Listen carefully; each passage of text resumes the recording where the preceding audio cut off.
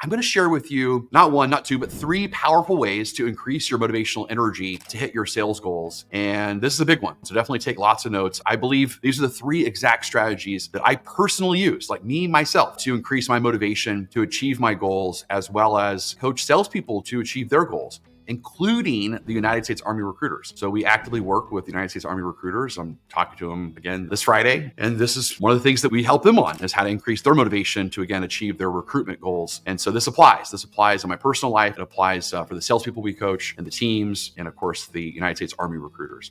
So for those who don't know me, I'm Jason Forrest. I'm the CEO of a company called FPG.com, where we recruit, train, and provide fractional sales leadership for companies that want to be revered for having the best sales experience in their industry, right? Revered means respect with a dose of fear. And who doesn't want to be that, right? Who doesn't want to be respected at the highest possible level, that you have the greatest sales experience out there, that you're the greatest sales warrior out there, that you're measured, right? That people stop you in your tracks and say, man, you were really good at what you do. How awesome is that, right? You're really the best I've ever seen. You're the very best. You're the greatest of all times of being a sales warrior. And man, I honor you. I respect you. At the same time, I'm a little afraid. Why would they be afraid of you? Well, because they know if their prospect talks to you, they're not ever talking to them again, right? So they respect you. They also fear you. And so if you want to be that, if you want to be revered, we can help you. We can help you be that revered, obviously, sales warrior and have that revered sales experience, be the greatest of all times, and really own what you do. The first thing you want to write down is this: your basic needs must be met before you can focus on a higher goal. Back in psychology school, psychology degree that I had, you've heard this Maslow's hierarchy of needs, right? So you had this kind of basic idea of like safety and security. And the point is that, until you kind of get your safety and security met, you really can't kind of put any sort of like energy or motivation towards anything kind of higher than that. That's kind of like the basic thing.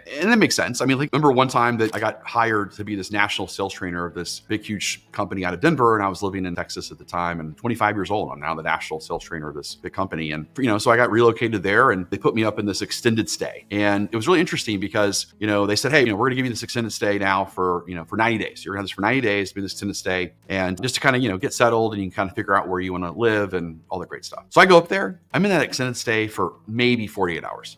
And then I go and rent an apartment. And they looked at me, they're like, why are you doing that? Like, we're paying for this extended stay. And I said, great. I'd love for you to kind of take that money and give it back to me so I can use it towards an apartment. But if you're not, I understand, but I can't be in this transient place. I just can't do it. I'm here to help serve this Fortune 500 company and help you guys, increase your sales performance. And I got to build a sales training team, and I got to create curriculum, and I got to do all kinds of things. And I can't do that if I don't have my house in order, and I don't have a place to live right now. And living in this extended stay just doesn't feel comfortable. It just doesn't work. So I had to get that figured out. So I immediately went and found an apartment that I felt was home, and it felt good, So I moved my stuff in and got my stuff there, and I'm good to go. Can't you relate to thinking about like a goal that you have like right now, and you're going, you know what? I don't even have my house in order. I don't even have kind of the basic fundamentals figured out yet before I'm focused on this next goal. So think about, you might have some sales goal that you're trying to achieve now, but you got family stuff going on, right? You got stuff with your wife or husband that's going on, or maybe you're in tremendous amount of financial debt and it's just overwhelming you, and it's just got extreme stress. And so because of that, you're putting a lot of energy, a lot of motivational fuel, a lot of psychological fuel towards thinking about the financial burden that you're under right now. Maybe, you're not in a good place with your kids. So that's taking a lot of your time. Whatever it is. I mean, the idea behind it is it's very difficult to focus on a higher goal if the foundation below you has not been met, right? So the basic needs must be met before you can focus on a higher goal. The second way that you can increase your motivation is you got to change the meaning of it. One of my favorite quotes of all times, it used to be in our office, like one of our first offices we had at FPG corporate headquarters, HQ, was, right, you walk down the hallway and had this huge quote. It's a quote from Wayne Dyer: when you change the way you look at things, the things you look at change. And to me, it's like the coolest quote. It always gives me chills, even just like internalizing that quote, right? Because basically what Wayne was saying is that you can have endless miracles if you just change your perspective on something. You just change your perspective. You change the meaning of it. Like Tony Robbins will say that winter has two different meanings. Winter could be a time of disaster, or it could be a time of like snowboarding and Christmas and holidays and fun, So same circumstance, two different meanings. And so a way to increase your motivation is to also just change your perspective, to change your meaning, to reframe the situation. So, think about it right now. If all of a sudden, whatever that winter metaphor is in for you, whatever that thing is that you've got a goal, right? You say, here's the circumstance that I'm needing to achieve my goal in. And right now, do you see it as a winter? And if so, is that winter like Christmas for you? Is it the holidays? Is it celebration? Is it snowboarding? Is it fun? Is it freedom? Or is it, torture and misery and depression? Like, what is it for you? So changing the meaning is how you do that. When you think about changing the meaning of something, there's kind of two ways to kind of break this thing down. So you got to look at kind of intrinsic motivation versus extrinsic motivation. So let me explain the two.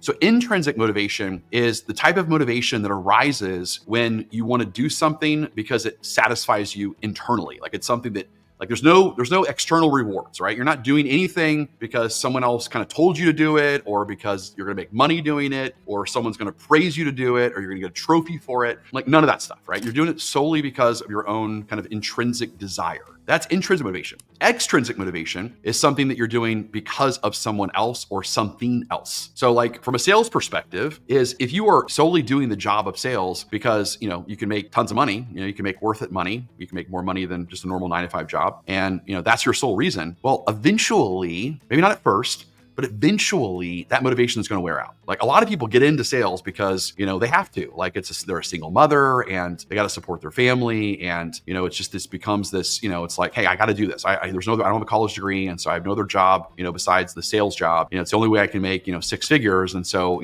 I'm just accepting my life as it is. And I'm just going to accept the grind. And I'm just doing this for my family. I'm just doing it because I have to, whatever. Right. That's very extrinsic. And again, that's great at first. That can be great, but it's not sustainable. So if you're someone who is kind of solely doing the job of sales because of the money or the carrot or the kind of your name on the chart, your name on the scoreboard, again, great at first, but not sustainable. And again, I've been there too. I love all that stuff. I love the external rewards. I love seeing myself when I was in corporate America that I was in the top, 10%, 1%. I love all that kind of stuff. I love, getting the personal message from the CEO. They would call me and say, congratulations, you're on President's Club once again, Jason. I mean, I love all that kind of stuff. That was super cool. But that's not what helps me achieve the grind on a daily basis, right? I mean, eventually that stuff wears out. And so you got to shift. The extrinsic motivation must be shifted to an intrinsic motivation. So what's that? Okay, so that would be like, tell me what sales really means to you. Like, tell me why you're great at sales. Tell me how, your product or service really benefits the person that you're selling to. Tell me what could go wrong if the person that you're selling to buys from someone else. They buy from a lesser price, or maybe a competitor of yours that's, not going to do what you're going to do, right? Not going to be good for them. It's not going to benefit them. It's not going to achieve their goals. And so when you can shift it to that intrinsic motivation of, I'm selling to lead, protect, and serve my customer at the highest possible level. I'm doing this because, I'm personally noticing, how this is benefiting them. And I want more than anything for them to choose us over alternatives. And I believe that this is the best thing for them. And it's the best thing for their family. It's the best thing for their business. And here's why I believe that. I believe they're making the biggest mistake of their life if they don't move forward. And I myself just want to, follow the process for the sake of just knowing that I did a great job and just knowing that I left everything on the sales field and I personally did everything I possibly could, and they succeed or they fail. It's all on me. And I am intrinsically motivated based upon my own personal, kind of like knowing that, hey, I did the best I could. I'm tired. I'm worn out, but I did everything I could in order to convince them and to help them make a decision to move forward, right? And then the third thing that you can do in order to kind of jack up your motivational fuel is you want to master the 4 corners of your life. All right. So I'm going to go through the 4 corners. So the first corner is your body. Your body basically is, in order to increase your motivation, your body's got to be healthy. You got to get sleep. You got to eat the right food. You got to exercise, like all that stuff's got to happen, right? It's important. We all know that. So the biggest thing I would do is, make sure you're studying that and really pay attention to like, what are you doing right before you need the motivation? Start noticing what's going on. And if you become unmotivated, well, look at like the 24 hours before that. What were you doing? Be your own kind of like practitioner of your body. Did you get enough sleep? What were you eating? Eating is fuel. Eating's not for fun, guys. Eating's for fuel. And people that aren't succeeding in their life, they believe eating is for fun. But people who are succeeding in life, they look at eating as a fuel source. And so are you eating the right things? Just be aware of that. Again, I'm not here to lecture on what those things are, but figure that out, right? Certain food you put in your body, you feel more motivated, and certain food you put in your body, you feel less motivated. So just pay attention to what you're eating and what does it do to your body. And then exercise. So I know for a fact that when I work out in the morning, just enough, I don't have to work out a ton, but just, if I even work out for 15 minutes in the morning, I know I am way more motivated and have more energy, more capacity than if I don't work out at all. Now, if you work out too much, then you can be too tired. So you got to find that right balance. I know I've overtrained, before, and then I don't have enough energy for the rest of the day. So you got to find what's right for you. And that's you. That's your thing to figure out. So the first thing you got to do is your body, right? You get your body in alignment. Second thing is your mind. And the mind it's a psychological thing, right? So what's your truth? What are you dedicated to? What's your purpose? What's your ikigai, which we talked about? What's your faith? Do you have a meditative practice? Do you have a spiritual practice? What do you do in order to, again, get your mind right, to control your mind? Just recently, great opportunity, went and celebrated some of our amazing contractors and employees in Nicaragua. And we were in this beautiful kind of hotel in Nicaragua, this resort. And Mary and I did sunset yoga. It was like the coolest thing in the world. Like you just kind of picture doing yoga on top of this mountain, the sun setting in front of the Pacific Ocean. The yoga instructor was phenomenal. She kept saying, whatever you're thinking about right now, just keep being present. Right? Just focus on your breath, focus on your movement, focus on being in this room. But anytime your mind is being distracted to other things, just go back to the practice of being in this room. That's your mind. That's the mental toughness side of just constantly dedicating a practice to controlling those thoughts. Because every time you are thinking about something, you have loose thoughts. You want to develop a muscle of controlling those thoughts so that you can use those to increase your motivation. The next one, so we had body, mind. The third is relationships. So relationships are, who you hang around with. And are you in relationships that are based on support, inspiration, and love? Are you doing that, right? Do you have people around you that are happy about your achievements? Are you around people that, kind of want you to fail? And I know that sounds kind of crazy, but the more successful you will become in your life, the less people you will have to hang around with. And the hard truth of it is, a lot of people don't want to see you be successful, more successful than them. And so it makes them feel bad about themselves. And so, be careful with that, right? I know when I was 31 years old, I just qualified as the second youngest speaker in the National Speakers Association $1 million speaker club. There's only 200 speakers in the world that make less than $1 million a year. And I became the second youngest one at 31. I was very, very grateful. And I went to my speaking coach and Steve Siebold at the time, and I was bragging about, how rich I am compared to my friends. And his exact response to me was, get new friends. I was like, what? That's kind of weird, right? Why get new friends? He's like, these are friends of mine. He's not saying divorce your friends. He just said, look, he goes, you're going to kind of tap out. You need people that you can surround yourself with that are going to challenge you, they're going to push you, that, are going to have a consciousness that's higher than you, and so still be friends with them, but just know that they're learning more from you than you are from them right now. And you got to find people that, can push you to kind of think differently. And so find some new friends. And so I did. I found people that are way more successful than I am. They're way richer than I am. And that's the people who challenge me a lot, which is great. The last thing I'll say on the relationships before I move on to the last one, and that is you got to set boundaries. And so this specifically, I want you guys, please listen to this. Like, this is a huge one, is that a lot of times there's salespeople right now that are not setting boundaries with their family. And you're not going to make it. You're not going to be as successful as you need to be if you don't set boundaries. What do I mean by that? Mary and I have a rule, and that is before work, we can talk about family, and after work, we can talk about family. During the day, right, we can't talk about family.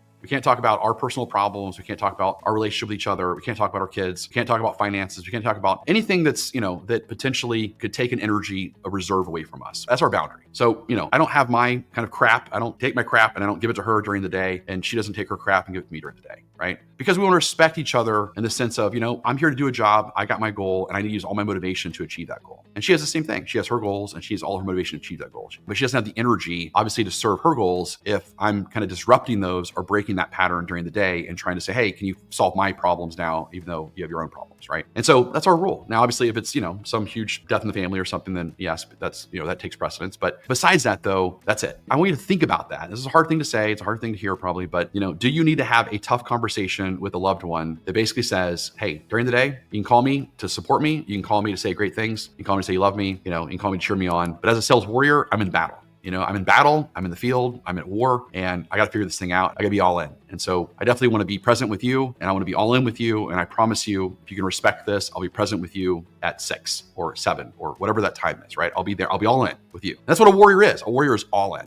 No matter what they do, they're all in with relationships, they're all in with their health, they're all in with their sales, they're all in with their finances, they're all in. But to be all in at something, you have to be not all in at the other things when you're all in with something, right? So I can't be all in with Mary when I'm trying to be all in with my work. I can't do it. At the same time, I can't be all in with her if I'm also thinking about work, right? So there's some leaks. Those are those holes in your hose that I was talking about earlier, and you need to plug those up by setting some boundaries and having some tough conversations, all right? So the last thing when it comes to mastering your 4 corners of your life, so 4 corners are body, mind, relationship, and the last one is your environment. So your environment is a lot of things. We can talk about more of this on future webinars. Your environment is your finances. Your environment is the neighborhood that you're in, the politics you're surrounding yourself with. This is your environment. I know I mentioned earlier that, if you're in a tremendous amount of financial debt and that's putting a lot of burden on you, you got to cut some things, you got to let go of some things. And so that you're not so, burdened by that, right? So, the old school way of selling, I think it was, people would say, hey, get in a tremendous amount of debt. That'll create some sort of motivational fuel for you to get yourself out of that debt. And that's true from an extrinsic perspective, but that's not going to sustain in the long run. So you don't want to do that. You want to definitely have your financial house in order so you're not having to put all this kind of mental strain and energy thinking about the finances and thinking about, am I going to pay my bills this month if I don't do blank? And you don't want to do that. You want to get all that stuff in order. So get your finances in order. That's your environment. The neighborhood that you're in. Environment also is like cleaning things up. It's like when I said earlier about getting my house in order, making sure things are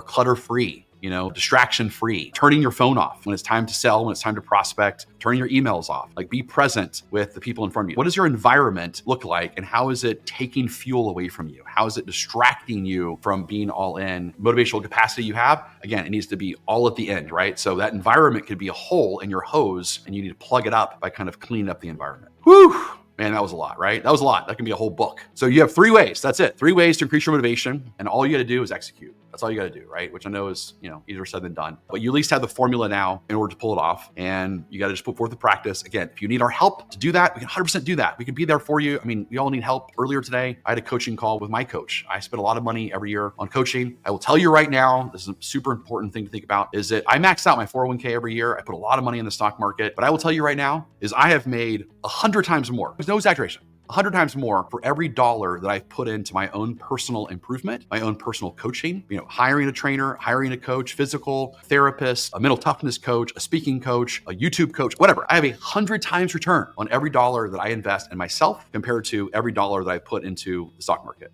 or the S&P. The S&P is great. It's a great return. It's like 20-something% in this last year, right? So it's a great return, but I'm doing more than that. If you think about like a great return in the S&P is 10%.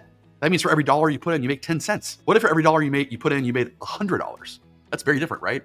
So think about that, right? Everyone brags about, all I want to make is 10% in my stock market, and that's great. Okay, so you're making 10 cents for every dollar. But I make $100 for every dollar. How? Because I invest in myself. And so life's not meant to be alone. So if you need our help, if you need us to help coach you, to help hold you accountable to these things, to put this into practice, and of course, just reach out to us at sales@fpg.com. You can also check out my YouTube channel at Jason Forrest Sales Coach.